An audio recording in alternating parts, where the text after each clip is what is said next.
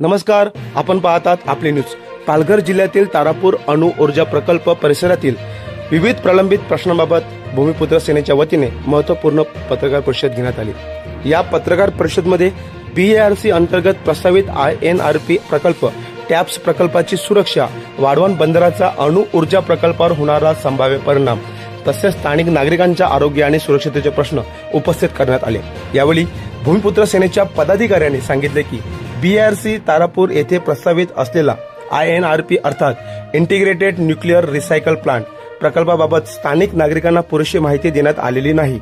तसेच या प्रकल्पासंदर्भात जनसुनावणी घेऊन नागरिकांच्या शंका आणि आक्षेप जाणून घेणे आवश्यक असल्याचे त्यांनी नमूद केले। तारापूर अणु ऊर्जा केंद्रातून निर्माण होणारा स्पेंट न्यूक्लिअर फ्युएलच्या व्यवस्थापनाबाबतही प्रश्न उपस्थित करण्यात आले। नवीन प्रकल्प सुरू करण्यापूर्वी परिसरातील नागरिकांची आरोग्य तपासणी, रेडिएशन सर्व्हे आणि पर्यावरणीय परिणामांचा अभ्यास केला जावा अशी मागणी यावेळी करण्यात आली। याशिवाय BARC आणि टॅप्स प्रकल्पादरम्यान स्वतंत्र सुरक्षा भिंत उभारण्यात यावी, तसेच वाढवण बंदर प्रकल्पाचा अणु ऊर्जा प्रकल्पावर सुरक्षतेवर काय परिणाम होऊ शकतो याबाबत स्वतंत्र अभ्यास अहवाल जाहीर करण्यात यावा अशी मागणी भूमिपुत्र सेनेच्या वतीने करण्यात आली। स्थानिक भूमिपुत्रांचा रोजगार, पुनर्वसन, आरोग्य आणि सुरक्षतेशी संबंधित विविध प्रश्न सोडवण्यासाठी प्रशासनाने तातडीने सकारात्मक भूमिका घ्यावी असे आवाहनही यावेळी करण्यात आले। दरम्यान या सर्व मागण्यांबाबत संबंधित यंत्रणांनी लवकरात लवकर निर्णय न घेतल्यास भविष्यात तीव्र आंदोलन छेडण्याचा इशाराही पत्रकार परिषदेमध्ये घेण्यात आला। आपल्या जिल्ह्याच्या आणि तालुक्याच्या विषयावरती तत्पर असतात आणि तुम्ही एवढ्या लवकर सगळे आले यासाठी खूपच भूमिपुत्र सेनेतर्फून धन्यवाद।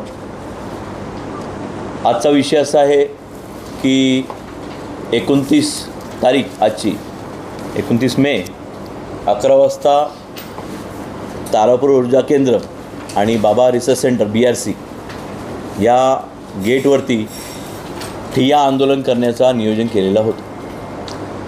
ते ठिय्या आंदोलन करण्याचं नियोजन यासाठी की आम्ही जे प्रकल्पग्रस्त आहेत, आमची जी गावं त्या प्रोजेक्टमध्ये गेलेले आहेत, आम्ही प्रोजेक्ट इफेक्टेड, लँड इफेक्टेड आणि या पालघर जिल्ह्याचे नागरिक आणि या तालुक्याचे नागरिक आम्हाला काही न विचारता काही प्रोजेक्ट आपल्या पालघर जिल्ह्यामध्ये लादला गेलेला आहे। तसे बरेचसे प्रोजेक्ट आलेले आहेत पालघर जिल्ह्यामध्ये आणि तेही आमच्यावरती लादले गेलेले आहेत। पण हा जो प्रोजेक्ट आहे हा एकदम गुपित आपल्यापासून लपून प्रोजेक्टवरती काम चालू आहे आणि या प्रोजेक्टबद्दल कोणालाच कल्पना नाही आहे। या प्रोजेक्टचं नाव आहे highly radio active waste material. त्याची डीपली आपण चर्चा करूयाच, पण हायली रेडिओ ॲक्टिव्ह INRP हा जो प्रोजेक्ट आहे हा रेडिएशन क्रिएट करतो, म्हणजे फ्यूल तयार करतो, फ्यूलपासून इंधनपासून नंतर जो रेडिएशन तयार करतो डम्पिंग यार्ड आपल्या पालघर जिल्ह्यामध्ये, पालघर तालुक्यामध्ये तो या प्लॅन्टमध्ये डम्प यार्ड म्हणून जसं आपण घनकचरा आपल्या बिल्डिंगमधला जे काय कचरा असतो, आपण जेवतो, खातो, पितो, आपला जो वेस्टेज आहे तो आपण कुठेतरी खाऊन कुठेतरी ते ग्रामपंचायतीची गाडीमध्ये टाकतो। ग्रामपंचायतीची गाडी ती कुठल्या तरी एका पर्टिक्युलर एरिया डिसाईड केलेली असते, त्या एरियामध्ये सगळे जाऊन घनकचरा तो तिकडे जमा करतात, साठवतात।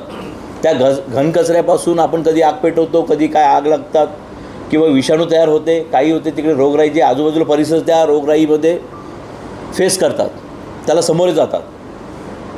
पण तसं तुम्ही विचार करा की भारतातला जर रेडिएशनचा घनकचरा भारतातला पालघर तालुक्यामध्ये आणि पालघर जिल्ह्यामध्ये जर आणून टाकला त्याचा इम्पॅक्ट काय होऊ शकतो,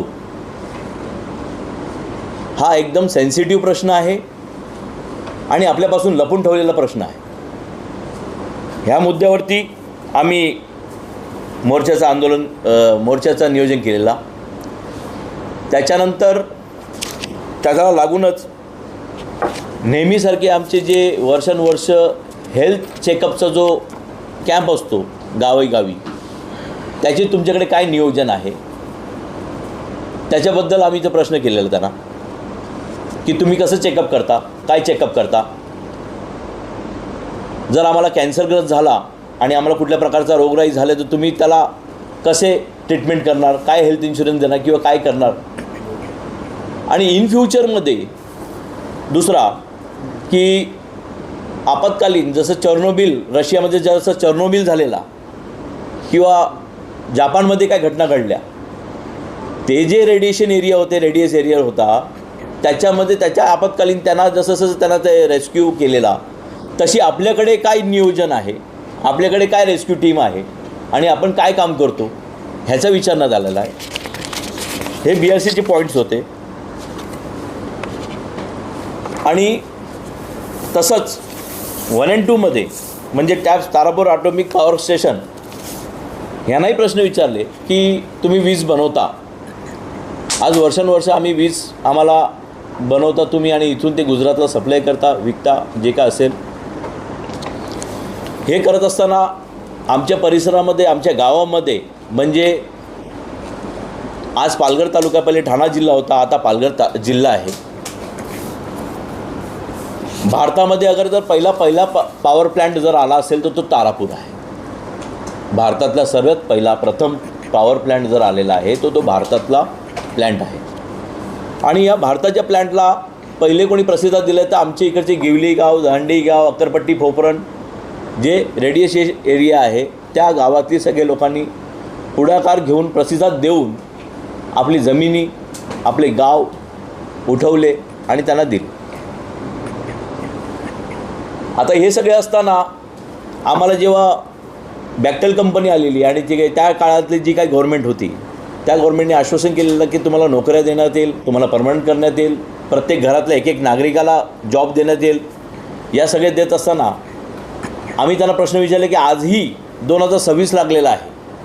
आमचे आजोबा गेले, आमचे वडील आहेत, आता वडिलांनंतर आमची पिढी आहे, त्याच्यानंतर आमची पिढी ते अजूनपर्यंत कॉन्ट्रॅक्टमध्येच काम करतील का? किती वर्ष आम्ही कॉन्ट्रॅक्टमध्ये काम करणार? ते एक प्रश्न होता. आणि तुम्ही बेसिक लाईन काय बनवता, म्हणजे जे पेमेंट तुम्ही देता, जो पगार पाणी देता, म्हणजे 15-20 वर्षापासून कॉन्ट्रॅक्टमध्ये काम करतो कामगार, आणि हल्ली आता नवीन कोणी कामगार त्याला जॉईन झाला त्यालाही 20,000 ना तुम्हाला त्यालाही 20,000, म्हणजे हा कुठला तफावत तुम्ही आम्हाला क्लिअर करावा, हे एक प्रश्न होता. त्याच्यानंतर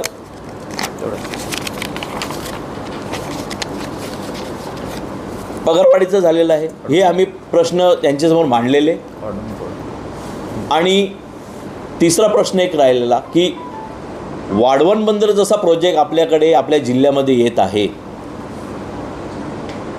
तो वाढवण बंदर त्याला लागून 10 किलोमीटरच्या अंतर्गतावरती पॉवर प्लॅन्ट आहे, न्यूक्लिअर पॉवर आहे. तुम्ही त्यांना परवानगी देत असताना कुठल्या अनुषंगाने कुठला सर्वे केला आणि कसा सर्वे केला तुम्ही आम्हाला माहिती द्यावी. इन फ्युचरमध्ये वाढवण पोर्टमुळे पॉवर प्लॅन्टला धोका नाही आहे किंवा न्यूक्लिअरला धोका नाही आहे ह्याची तुम्ही आम्हाला इत्याभूत माहिती द्यावी. या सगळ्या गोष्टीवरती आमची चर्चा झालेली आहे. काल आम्ही 10 वाजता 10:30 वाजता तारापूर ऊर्जा केंद्र म्हणजे टॅप्समध्ये त्यांची बैठक घेतली. त्याच्यानंतर आज 11 वाजता BRC गव्हर्नमेंटबरोबर आमची चर्चा झाली. या 2 आमच्या मिटिंगा झालेल्या आहेत आणि त्यांनी आमच्याकडे काही वेळ मागितलेला आहे की आम्हाला विचार करण्यासाठी वेळ द्या. आणि या सगळ्यावरती डिझास्टर मॅनेजमेंटवरती अध्यक्ष म्हणून आपले कलेक्टर मॅडम आहेत, त्यांना अध्यक्ष ठरवलं आहे त्या लोकांनी, म्हणजे जसं जे रूल्स अँड रेग्युलेशन्स आहेत. आता आमची पुढची भूमिका आम्ही मांडू. आणि आता आजची काही चर्चा झाली, हे काही सविस्तर याच्यावरती आपण सगळे विषय स्तरावरती मांडू. पुढचा विषय आम्ही लोचन चौधरींना सोपतो. त्याच्यानंतर आपल्या परिसरामध्ये जो INRP BRCचा इंटिग्रेटेड न्यूक्लिअर रिसायकल प्लांटची उभारणी आता सुरू होत आहे, पण तो प्रकल्प नेमका आहे काय? छोट्या छोट्या गोष्टीकरता जनसुरावणी घेतली जाते, परंतु हा एवढा मोठा महाग आहे आणि सगळ्यात घातक, कारण त्याने फक्त मनुष्य नाही आपल्या पुढच्या पिढ्या बर्बाद होऊ शकतात, एवढा हा गंभीर विषय आहे. तो प्रोजेक्ट असा आहे की आपल्या अणुऊर्जा जो प्रकल्प आहे जिथे वीज बनते, त्या वीज बनण्याकरता जे इंधन वापरलं जाते त्याला आपले युरेनियमचं इंधन वापरलं जाते फ्युएल म्हणून, ते जळल्यानंतर जे फ्युएल निघते त्याला म्हणतात स्पेंड फ्युएल. असं देशभरातील 600 टन स्पेंड फ्युएल आपल्या तारापूरमध्ये आणलं जाईल. त्याच्यावरती प्रक्रिया करून नेक्स्ट जनरेशन फ्युएल, ज्याला मॉक्स फ्युएल म्हणतात, ते बनवलं जाईल. ह्या सगळ्या प्रक्रियेमध्ये जो अणुकचरा तयार होईल तो अणुकचरा ठेवणार कुठे? कारण अणुकचरा ठेवण्याकरता, कारण रेडिएशनमुळे कुठले आजार होतात, कॅन्सर होतात, व्यंग्य होतात. बघा, जर रेडिएशनने काहीच झालं नसतं तर प्रत्येक न्यूक्लिअर पॉवर कॉर्पोरेशन कॉलनीमध्ये तुम्हाला मतिमंद मुलांची शाळा असते का? इतर शाळा का नसतं? आहे शाळा, पण मतिमंदांची सेपरेट शाळा का असते? हा विचार करायला पाहिजे.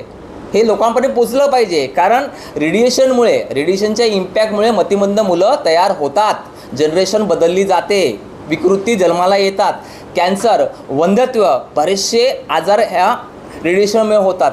असा प्रकल्प आपल्याकडे येऊ पाहत आहे. वर्षाला 600 टन.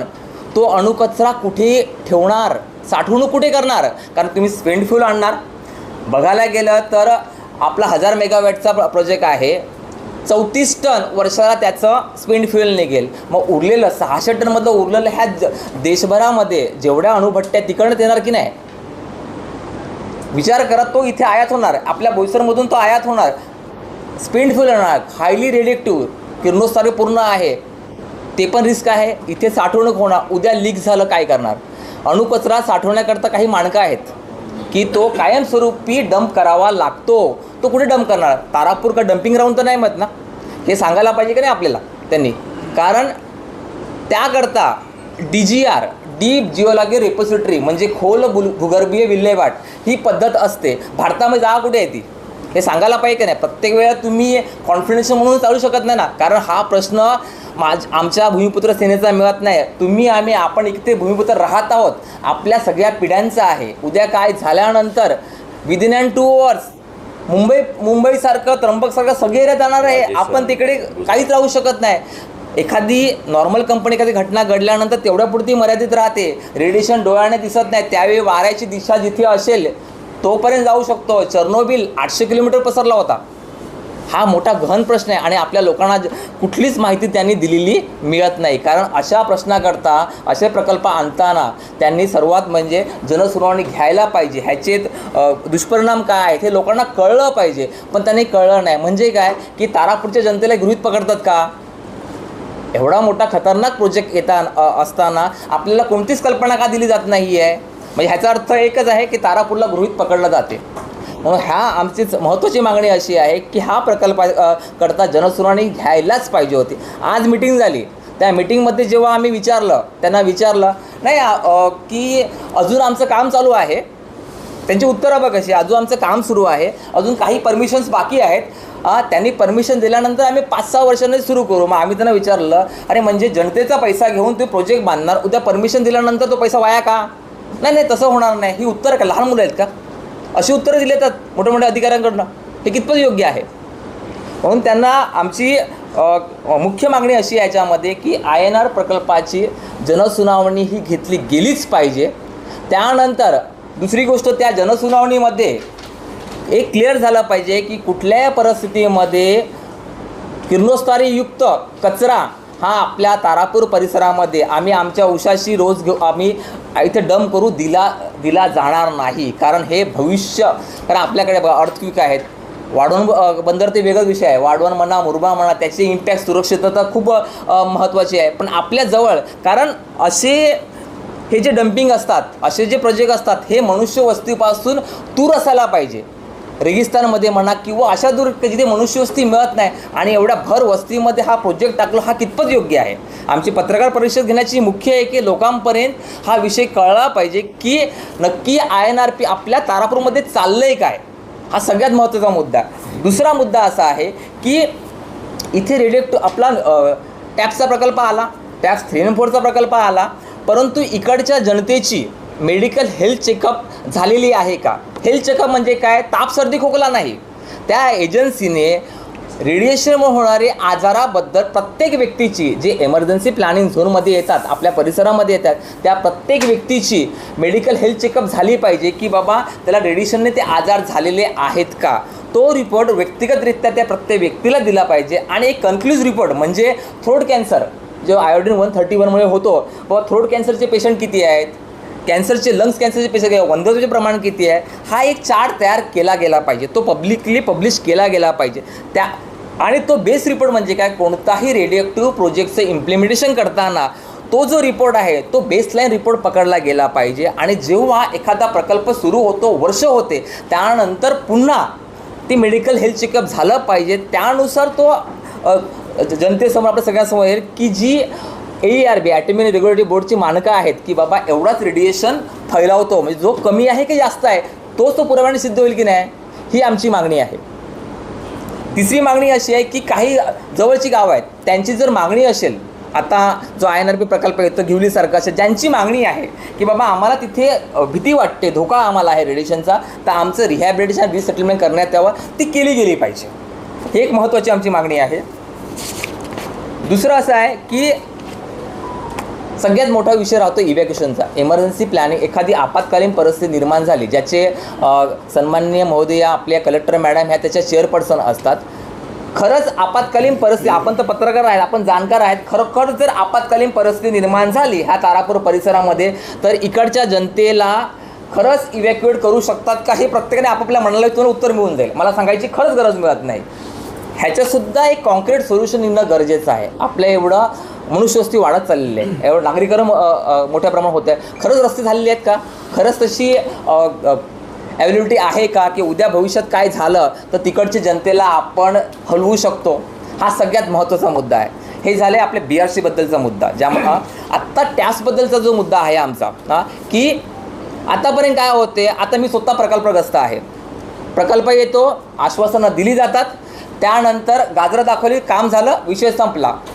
आमची महत्त्वाची मागणी असते, खूप झालं आता, प्रत्येक वेळेला तारापूर आता गिणीपीक मिळत नाही. इकडचे कुठलीही वेकेन्सी इथे जेव्हा येईल, कायमस्वरूपी भरती टॅप्स किंवा BRCमध्ये कोणतीही वेकन्सी येईल, ती 100% ही पालघर जिल्ह्यातील प्रकल्पग्रस्ती स्थानिक भूमिपुत्र यांच्याकरताच राखीव असली पाहिजे. त्यामध्ये राखीव कोटा असा असला पाहिजे की त्यातल्या जागा 100% हे पालघर जिल्ह्याकरता असायला पाहिजे. त्यातल्या काही प्रकल्पग्रस्त ह्या प्रकल्पात काम करणे कंत्राटी वर्कर, ते खूप वर्षापासून काम करत आहेत, ते वेल एक्सपिरियन्सवाले आहेत, त्यांच्याकरता राखीव असली पाहिजे. एमर्जन्सी प्लॅनिंग झोनमधले आहेत त्यांच्याकरता राखीव असली पाहिजेत. आणि उर्वरित स्थानिक संपूर्ण पालघर जिल्हा भूमिपुत्र ह्यांच्याकरता 100% जागा त्या राखीव असल्या पाहिजेत, ही आमची मागणी आहे. तसेच सगळ्यात आता महत्त्वाचा मुद्दा येतो, पुन्हा येतो वाढवण पोर्ट. वाढवण बंदरामुळे अणुऊर्जा प्रकल्पाला धोका संभवतो का, त्यांच्याशी आम्ही वारंवार पत्रव्यवहार केले, आंदोलनही झालेली आहेत की आम्हाला त्याची लिखित खात्री द्या. कारण आमच्या माहितीनुसार की वाढवण बंदराला अणुऊर्जा प्रकल्पाने व्यापक सहमती तत्वाची सहमती दिलेली आहे. तर तुमचा प्रकल्प वाढवण बंदराच्या इम्पॅक्टपासून सुरक्षित आहेत का नाही ह्याची लिखित खात्री आम्हाला द्यावी.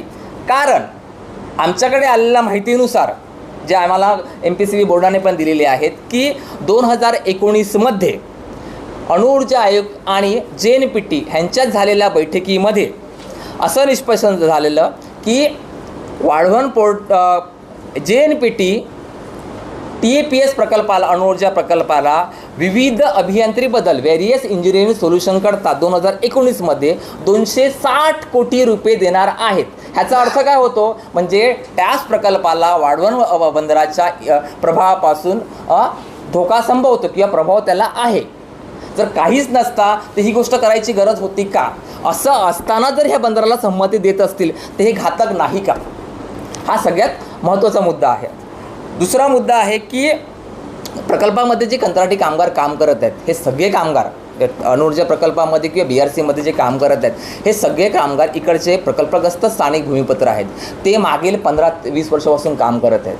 कारण जेव्हा प्रकल्प आले, खोटी आश्वासनं दिली, लोकांनी चांगल्या बिचाऱ्या नोकऱ्या सोडल्या, कारण परमनंट होतील, परंतु आज ते काम करत आहेत. त्यांचं भविष्य काय, कारण ते रेडिएशनमध्ये काम करतात, ते रेडिओक्टिव्हमध्ये काम करतात, त्यांचं भविष्य काय, फक्त कंत्राटी नोकरी, तेही कसं रविवारचा पगार मिळत नाही, सुट्टी आले त्याचा पगार मिळत नाही, जेमतेम त्यांना ते 24 ते 25 दिवस भरतात, त्यांना ग्रॅज्युएटी नाही मिळत. रेडिएशन ते रेडिएशन खातं. रिटायरमेंट काय, त्यांचे परमनंट जे एम्प्लॉईज आहेत त्यांना हॉस्पिटल सुविधा आहे, रिटायरमेंटसुद्धा त्यांची फॅमिली हॉस्पिटल घेऊ शकते. ही लोकं काय करणार, ह्यांच्याकरता काहीतरी करायला पाहिजे की नाही. परंतु NPCL ह्याबद्दल बघत नाही. मग त्यांचेही प्रश्न आहेत. हे दोन्ही आमच्या बैठका झाल्या. आज BRC बैठकासुद्धा आम्ही बघितलं की ते फक्त वरवरची उत्तरं देतात, पॉझिटिव्हनेस दाखवतात की बाबा असं करू. पण तुम्ही जर आम्हाला आता आम्ही जेव्हा टॅक्सला प्रश्न हे 260 कोटी आम्हाला विषय माहितीच नाही, हा प्रश्न झाला, हे उत्तर झालं का त्यांच्याकडं. BRCला जेव्हा प्रश्न विचारले ऐसा कुछ होणे वाला नाही आहे, अरे खरं काहीतरी सांगा आम्हाला. म्हणून आज आम्ही जनतेसमोर हे मांडण्याकरता की खरोखर आपल्या तारापूरमध्ये काय चाललेलं आहे आणि एक भूमिपुत्र म्हणून आपण स्थानिक भूमिपुत्र म्हणून भूमिपुत्र सेना जनतेसमोर हे प्रश्न मांडत आहे की नाही, लोकांना ह्याचा अवेअरनेस झाला पाहिजे. म्हणून ही आजची पत्रकार परिषद आहे. नमस्कार. आज जो आमची मीटिंग झाली त्याच्यामध्ये मुख्य महत्त्वाचा मुद्दा होता की BRCचा जो रिप्रोसेसिंग प्रकल्प ज्याचे कन्स्ट्रक्शन चालू आहे, बांधणी चालू आहे, तर त्याच्याबद्दल होता. कारण कसं आहे की 600 टन प्रतिवर्ष एवढं स्पेंड न्यूक्लिअर फ्युएल तारापूरला येणार म्हणून सांगितलं गेलेलं आहे आणि त्याच्यावर रिप्रोसेसिंग होणार. आता 600 टन हे जे स्पेंड न्यूक्लिअर फ्युएल आहे हे अतिशय किरणोत्सारी असतं. म्हणजे आपण जे फ्युएल न्यूक्लिअर रिॲक्टरमध्ये पॉवर जनरेशन करता वापरतो त्याच्या कितीतरी पट हा जो कचरा न्यूक्लिअर पॉवर प्लॅन्टमधून तयार होतो तो कितीतरी पट किरणोत्सार अधिक असतो. तर आता साधारण 1000 मेगावॅटला 25 टन एवढा न्यूक्लिअर कचरा तयार होतो. म्हणजे 600 टन न्यूक्लिअर कचरा तयार होण्यासाठी 24,000 मेगावॅटच्या आसपास अणुऊर्जा प्रकल्प चालले पाहिजेत. म्हणजे 24,000 मेगावॅट क्षमतेचे अणुऊर्जा प्रकल्प चालले तर त्याच्यामधून हा 600 टन प्रतिवर्षाचा अणुकचरा स्पेंड न्यूक्लिअर फ्युएल तयार होईल. आता लक्षात घ्या, आजच्या तारखेला भारताची अणुऊर्जा म्हणजे जे पॉवर प्लॅन्ट्स आहेत त्यांची कॅपॅसिटी आहे 8,700 मेगावॅट, फक्त 8,700 मेगावॅट. म्हणजे सुमारे जवळजवळ याच्या 3 पट एवढ्या अधिक क्षमतेचे जो कचरा आहे तो इकडे तारापूरमध्ये येणार. आता तारापूरची कॅपॅसिटी किती आहे तर साधारण 540 × 2 म्हणजे 1080 मेगावॅट आणि 160चे दर 2 चालू असेल 320 म्हणजे साधारण 1400 मेगावॅट क्षमतेचं तारापूर हे आहे. तर त्याच्यातून साधारण 30 ते 32 टन स्पेंड न्यूक्लिअर फ्युएल तिकडे तयार होईल. याचाच अर्थ जर दरवर्षी 600 टन इकडे रिप्रोसेस होणार असेल तर उरलेला माल कुठून येणार, उरलेला जो 550 टन जे अणुकचरा आहे तो कुठून येणार. तर याचाच अर्थ असा आहे की संपूर्ण भारतात जी वेगवेगळ्या ठिकाणी हे न्यूक्लिअर पॉवर प्लॅन्ट्स आहेत, जसं कल्पकमला आहे, कैगाला आहे, इकडे गुजरातमध्ये आहे, राजस्थानमध्ये आहे, उत्तर प्रदेशात आहे. तर ह्या सगळ्या ठिकाणी जो साठलेला मागच्या 40-50 वर्षात जो काय अणुकचरा साठलेला आहे, स्पेंड न्यूक्लिअर फ्युएल साठलेला आहे, तर ते इकडे आपल्या इकडे येणार तारापूरला, त्याची वाहतूक होणार आणि त्याच्यावर रिप्रोसेस होणार. म्हणजे हा सगळ्यात पहिला मोठा धोका झाला की या सगळ्या ट्रान्सपोर्टमध्ये आणि ह्याच्यामध्ये ॲक्सिडेंट होईल, काय होईल, तर हा सगळा धोका आपल्या परिसराला वाढलेला आहे. दुसरी गोष्ट मी जसं सांगितलं की स्पेंड न्यूक्लिअर फ्युएल हे बेसिकली जे अणुइंधन वापरलं जातं त्याच्यापेक्षा अनेक पटीने किरणोत्सर्गी आहे. तर ह्याच्यावर जेव्हा रिप्रोसेसिंग होणार तर त्याच्यामध्ये वेगळ्या प्रकारचे रेडिएशन्स म्हणजे काही बाहेर पडतात, जसं आहे क्रिप्टॉन 85 आहे, त्याच्यानंतर तुमचा कार्बन 14 आहे, ट्रिशियम आहे आणि आयोडीन 129 आहे. नॉर्मली जेव्हा रिॲक्टर चालतो तेव्हा त्याच्यातनं आयोडीन 131 तयार होतं, पण ह्याच्यामध्ये आयोडीन 129 तयार होतं.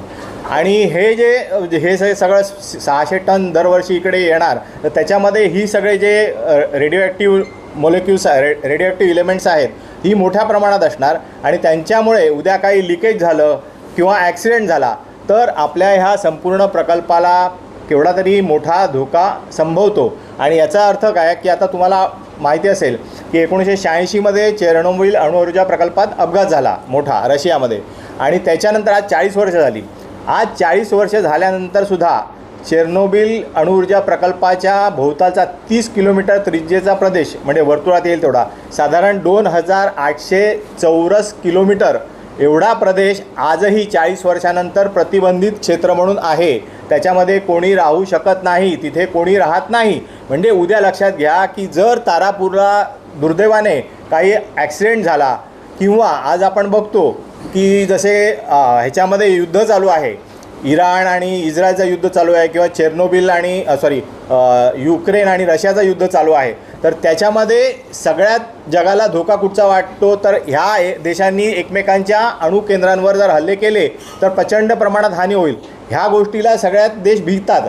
असं असताना आपल्याकडे हे एवढं मोठं म्हणजे सगळा अणुकचरा संपूर्ण देशातला आणायचा, त्याची साठवण करायची, त्याच्यातच भरीसभर म्हणजे ह्याच्यातनं जो निर्माण होणारा कचरा, त्याच्यातनं बाहेर पडणारे गॅसेस आणि त्याचं रेग्युलर तुमचं ऑपरेटिंग कंडिशनमध्ये जे काय लोकांना त्रास होईल, कॅन्सरचं प्रमाण वाढेल आणि इतर जे काही आजार होतील, वंध्यत्व असेल म्हणा, डिफॉर्म्ड बेबीज असतील म्हणजे जन्मतः व्यंग असलेली मुलं जन्माला येणं, हे सगळे प्रकार आपल्याकडे वाढू शकतात. आणि त्याच्यात भरीसभर म्हणजे हे परत 2 जे प्रकल्प आहेत, वाढवण बंदर प्रकल्प आपल्या ह्याच्या तारापूरच्या उत्तरेला आणि दक्षिणेला मुरबे बंदर प्रकल्प, हे दोन्ही मेगा पोर्ट आहेत. वाढवण बंदर साधारण 29 कोटी टन दरवर्षाला उलाढाल होणार आहे आणि जी मुरबे बंदर आहे त्याची 13 कोटी टन दरवर्षाला उलाढाल होणार. आता इकडे महाकाय जहाजं येणार, दिवसाला सुमार लाखो टनाची वाहतूक दिवसाला येणार, मोठमोठे कंटेनर्स येणार. उद्या ह्यांच्यामधनं टेररिस्ट हल्ला झाला ड्रोनच्याद्वारे, AI ड्रोन्सच्याद्वारे जर ह्याचा हल्ला झाला तर ह्याची जबाबदारी कोण घेणार? म्हणजे फटका जो बसणार. म्हणजे भले कोण सरकार सांगत असेल की आपल्या देशाच्या GDP वाढीसाठी हे सगळं आवश्यक आहे किंवा आणखी कशासाठी आवश्यक आहे, पण जर उद्या काय ॲक्सिडेंट झाला तर ह्याचा फटका हा सगळा पालघर जिल्ह्याला बसणार आहे, आपल्या इथल्या स्थानिकांना बसणार आहे. म्हणजे मजा करायची झाले किंवा त्याचा फायदा घ्यायचा झाला तर संपूर्ण देशाला आहे, पण त्याचा तोटा आहे तो केवळ इथल्या स्थानिकांना भोगायला लागणार आहे. आणि हे अतिशय रिस्की म्हणजे खूप जोखमीचं आणि धोकादायक गोष्ट आहे. असं असताना हा सगळ्या प्रकल्पाचं रिप्रोसेसिंग प्लॅन्टचं एवढं मोठं काम चालू असताना त्याची ना कुठे जनसुनावणी झाली, ना त्याचा एन्व्हायरमेंट इम्पॅक्ट असेसमेंट रिपोर्ट झाला. आज आम्ही ही बाब त्यांना विचारली, त्यांच्याकडे काही उत्तर नव्हतं. ते म्हणतात आम्ही नंतर करू. अरे नंतर काय करणार? एन्व्हायरमेंट इम्पॅक्ट असेसमेंट रिपोर्ट हे कधी आधी असतात, प्रकल्प यायच्या आधी त्यांना एन्व्हायरमेंट इम्पॅक्ट असेसमेंट करायला लागतं, तुम्हाला जनसुनावणी घ्यायला लागते, त्याच्यानंतर एन्व्हायरमेंट क्लिअरन्स मिळतो आणि त्याच्यानंतर प्रकल्प येतो. हे सगळं उलटं काहीतरी करणार म्हणून सांगत होते. त्याच्यात आम्ही म्हणजे एवढं बेफिकीरपणे जर सरकारी हे काम चालत असेल तर म्हणजे स्थानिक जनतेने कोणाकडे बघायचं आणि कशा आधारे? वास्तविक ह्यांनी स्वतःहून हे सगळ्या गोष्टी करायला पाहिजे होता. जेव्हा आम्ही आज सांगितलं, आम्ही आज हे उघड केलं, तेव्हा ते म्हणतात नाही आता आम्ही करू. म्हणजे आता प्रकल्प ऑलरेडी सुरू झाला आणि आता आम्ही AI करू, आता आम्ही जनसुनावणी करू, अशा प्रकारचा स्टँड घेण्यात आला. तर सांगायची गोष्ट ही आहे की ह्याच्या व्यतिरिक्त दुसरी गोष्ट काय की हा जर तुम्ही प्रकल्प आणला तर इकडे स्थानिक लोकांना हे बघा, कितीही जरी डिनायल असला तरी अणुऊर्जेमुळे, न्यूक्लिअर रेडिएशनमुळे वेगवेगळ्या प्रकारचे आजार होतात. थायरॉईड कॅन्सर होतो, लंग्स कॅन्सर होतो, कोलोन कॅन्सर होतो, बोन मॅरोचा कॅन्सर होतो, असे वेगवेगळ्या प्रकारचे कॅन्सर या रेडिएशनमुळे होतात.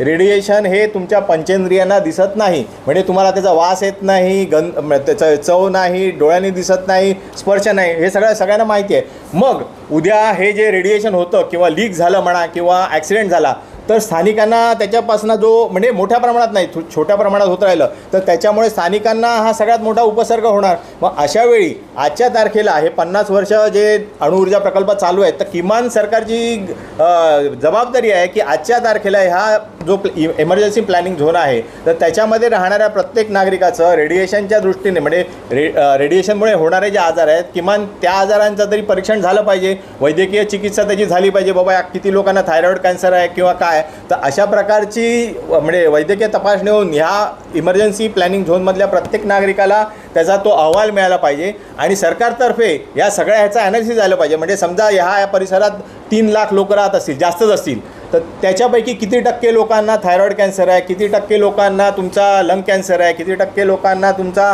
कोलोन कॅन्सर आहे आणि हे प्रमाण देशभरात असलेल्या प्रमाणाच्या कितीपट जास्त आहे किंवा कितीपट कमी आहे. तर असं जर हे सगळं झालं तरच लोकांना काहीतरी विश्वास येईल की बाबा आम्हाला ह्याच्यापासून काही त्रास नाही, आम्ही सुरक्षितपणे राहू शकतो. तर त्याच्यामुळे आम्ही ही पण मागणी केली की जर तुम्ही जर हे आणत असाल तर आजच्या तारखेला इकडे बेसलाईन स्टडी झाला पाहिजे ह्या इमर्जन्सी प्लॅनिंग झोनमध्ये राहणाऱ्या लोकांचा. आणि हे सगळ्यात महत्त्वाच्या 2 गोष्टी आहेत. तर ह्या मुद्द्यांबाबत आम्ही मांडणी केली. त्याच्या व्यतिरिक्त म्हणजे स्थानिक लोकांचे जॉब्स किंवा ह्याच्याबद्दल ही मांडणी करण्यात आली. तर अशा प्रकारे आम्ही आमचा विषय मांडला. त्यांनी सांगितलं की म्हणजे आपले BRCचे जे अधिकारी होते की बाबा ही आमच्या अखत्यारीतली बाब नाही, आम्ही हे आमच्या वरिष्ठांपर्यंत ह्या गोष्टी पोचवू आणि त्याच्यानंतर पुढे काय तो निर्णय घेतला जाईल. त्याच्या दरम्यान आम्ही एक गोष्ट हे केली. आणि आणखी एक महत्त्वाचा मुद्दा राहिला की या प्रकल्पात जर अपघात झाला तर आपल्याकडे एक इमर्जन्सी प्लॅन लागतो, तो कलेक्टर साहेबांकडे असतो आता तो सगळ्यांना अवेलेबल आहे असं म्हणतात, पण तो कितपत अवेलेबल आहे मला वाटतं तो स्थानिक ग्रामपंचायतींकडे ज्या इमर्जन्सी प्लॅनिंगमध्ये झोनमध्ये येतात त्यांच्याकडे पण अवेलेबल असला पाहिजे. बरं, हा प्लॅन हा रेग्युलर बेसिसवर अपडेट केला जातो, कारण ह्या परिसराची लोकसंख्या झपाट्याने वाढलेली आहे. म्हणजे मागच्या 10 वर्षात जी लोकसंख्या होती त्याच्यापेक्षा कितीतरी पटीने ह्या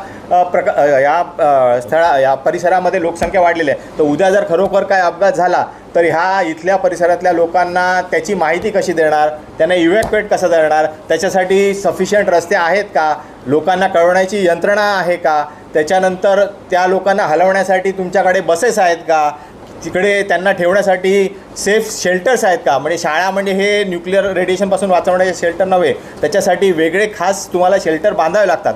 ह्या सगळ्या गोष्टी आजच्या तारखेला अमेरिकेसारख्या देशांमध्ये अवेलेबल आहेत, विस्तृत स्वरूपात आहेत. ह्याच्या 5% तरी आपल्याकडे अवेलेबल असतील की नाही याची शंका आहे. तर आम्ही ह्या गोष्टी सगळ्या निदर्शनास आणून दिल्या आणि ह्यांच्याबाबत तुम्ही काय ॲक्शन घेणार किंवा तुम्ही ॲक्शन घ्यावी असं आमचं म्हणणं होतं. योग्य प्रकारे लोकांच्या हिताच्या दृष्टीने लोकांची सुरक्षितता, लोकांचं आरोग्य, लोकांचं जीवन याची सुरक्षितता लक्षात घेऊन तुम्ही ह्या सगळ्या गोष्टींचा विचार करावा असं आमच्यातर्फे आम्ही त्यांना सांगितलं. आता ते काय ॲक्शन घेतात किंवा कसं काय करतात याच्यावर आमची पुढची दिशा अवलंबून राहील. बाबा आम्ही काय ॲक्शन घेणार ते लोखंडे साहेब सांगतील. असं आहे की आज मीटिंग जी झाली, तुमचा प्रश्न असा आहे की त्यांनी काय आश्वासन दिलेलं आहे आणि पुढची कारवाई आपली काय असणार. तर आमचे जे प्रश्न उत्तर होते त्याच्यामध्ये उडवाउडीची उत्तर होते सर्व. कारण की आम्ही त्यांना जर विचारलं की तुम्ही एवढा मोठा प्रोजेक्ट उभारत आहेत तर तुम्ही जनसुनावणी किंवा इकडच्या लोकांना का कळवून दिलेलं नाही. तो बोलतो आहे की आम्ही अजून परवानगी घ्यायची आहेत, आम्हाला परवानगी नॅशनलाइज न्यूक्लिअर कमिटीकडून आणि केंद्राकडून परमिशन घ्यायची आहेत. तर म्हटलं की तुम्ही जर आता ही अर्धी बिल्डिंग बनवलेली आहे मग ही कोणाची परवानगीशिवाय बनवलेली आहे.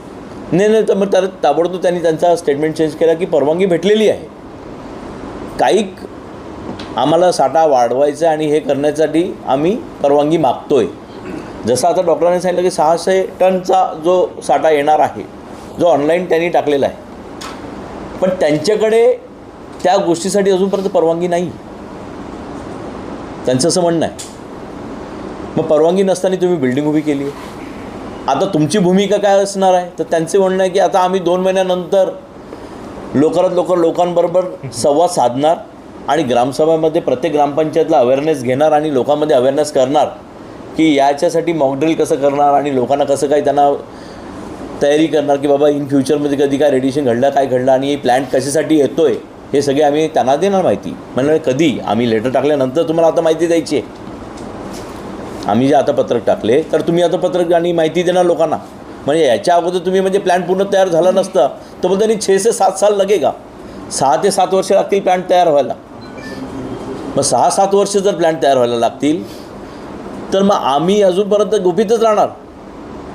म्हणजे आमचं असं म्हणणं होतं, आम्ही तिथे मागणी केली आमच्या ऑफिसमध्ये की यांच्यावरती गुन्हे दाखल झाले पाहिजे सेंट्रल अधिकाऱ्यांवरती की ही जी मोठी फसवणूक चालू आहे आपल्या राज्यावरती किंवा जिल्ह्यावरती, एवढी मोठी फसवणूक असं कुठलं प्रशासन करत नाही. प्रत्येक देशामध्ये अमेरिका US तर प्रायव्हेट कंपन्यांना दिलेलं आहे काम. आकाशनीचं ते शोधून लावलं की प्रायव्हेट कंपन्यांना शोधून दिलेलं आहे आणि पॉवर प्लॅन्टचं सगळं काम दिलेलं आहे विद्युत केंद्राचा. त्याच्यामध्ये प्रायव्हेट कंपनीसुद्धा त्यांना मॉकड्रिल कसं द्यायचा, त्यांचे 12 महिन्याच्यासाठी कॅलेंडर दिलेलं आहे. त्या कॅलेंडरमध्ये सगळे नमूद आहे की त्यांच्या ह्या गोष्टी करायच्या आहेत, त्यांना काय वापरायचे आहेत, त्यांना मेडिसिन्स काय वापरायचे आहेत, तुम्ही जर रेडिएशन तुम्हाला जर वाटतं तर काय घ्यायचं आहे, कसं काय त्याला सांभाळायचं आहे, कुठल्या गोष्टीपासून तुम्हाला सावध राहायचं आहे, या गोष्टीचं पूर्ण चार्ट आहे त्यांच्याकडे. पूर्ण इन्फ्रास्ट्रक्चर त्यांचं रेडी आहे. भारतामध्ये जर रेडिएशन लागणार असेल किंवा कुठली घटना घडेल तर त्याला लपण्यासाठी पण जागा नाही आहे आपल्याकडे. आणि लपण्यासाठी तर सोडा, इकडे पळण्यासाठी पण जागा नाही आहे. मग या सगळ्या गोष्टी असताना आम्ही त्यांना सरळ आश्वासन केलेलं आहे. पालघर तालुक्यामध्ये आणि पालघर जिल्ह्यामध्ये हा जो तुम्ही प्रोजेक्ट INRP जो प्रोजेक्ट आणलेला आहे आणि हा जो तुम्ही परमाणू साठा तुम्ही इथे करतील, भूमिपुत्र सेना इथे काम चालून देणार नाही. 15 दिवसामध्ये आम्हाला जर तुम्ही माहिती दिली नाही आणि कलेक्टर मॅडमबरोबर आमची जनसुनावणी जर लागली नाही तर तुम्हाला 1 वीटसुद्धा लागून देणार नाही. तुम्हाला जे योग्य वाटेल, जे सेंट्रल गव्हर्नमेंटची ताकद वाटेल ते करून घ्या. तारापूर प्रकल्पापासून ते पालघर जिल्हा आता सहन करणार नाही. हा ट्रायबल जिल्हा आहे. पालघर जिल्हा हा आदिवासी जिल्हा आहे आणि याच्यामध्ये सगळे ग्रामपंचायत आमचे याच्यामध्ये मोडतात, पेशा कायद्यामध्ये.